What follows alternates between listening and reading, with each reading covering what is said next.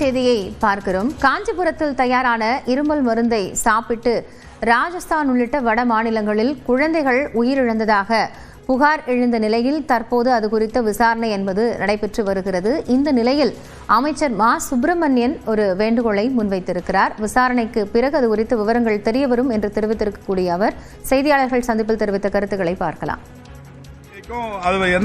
Drug controller கையில சொல்லி உடனடியா அந்த நடவடிக்கைக்கும் அது எந்த மாதிரியான மருந்து, காலாவதியான மருந்து அவர்கள் பயன்படுத்தினார்களா, எந்த மருந்து இது கொடுத்து அனுப்புனாங்க, இது சம்பந்தமா முழு விசாரணைக்கு உத்தரவிடப்பட்டிருக்கிறது.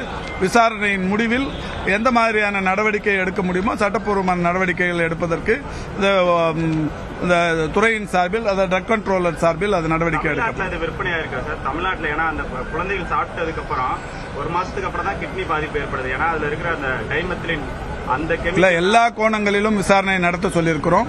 எப்ப மேனுபேக்சரிங் பண்ணாங்க, மேனுபேக்சரிங் பண்ணதுல எந்தெந்த கலவை, என்ன மாதிரியான அந்த விஷயங்கள் எல்லாம், அதுக்கப்புறம் எவ்வளவு நாளா அந்த மருந்து வெளியில போகுது, இது வரைக்குமா போனதுல எங்கேயாவது பாதிப்பு ஏற்பட்டிருக்கா, இப்ப வடநாட்டில் மட்டுமே அதை பயன்படுத்திருக்காங்கன்னா அது எதனா காலாவதியானதா, இந்த மாதிரி எல்லா கோணங்களிலும் விசாரிக்க சொல்லியிருக்கிறோம்.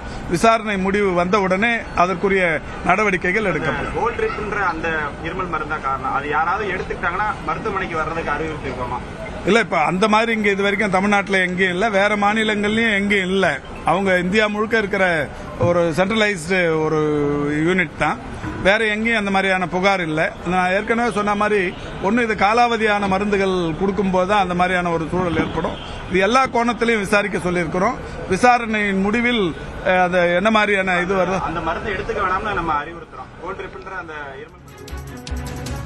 கோல்ட்ரிப் இருமல் மருந்தை பயன்படுத்த வேண்டாம் என்றும் அந்த சர்ச்சை தொடர்பான விசாரணை நடைபெற்று வருவதாகவும் அமைச்சர் மா சுப்பிரமணியன் தெரிவித்திருக்கிறார். விவரங்களை பின்னர் பார்க்கலாம்.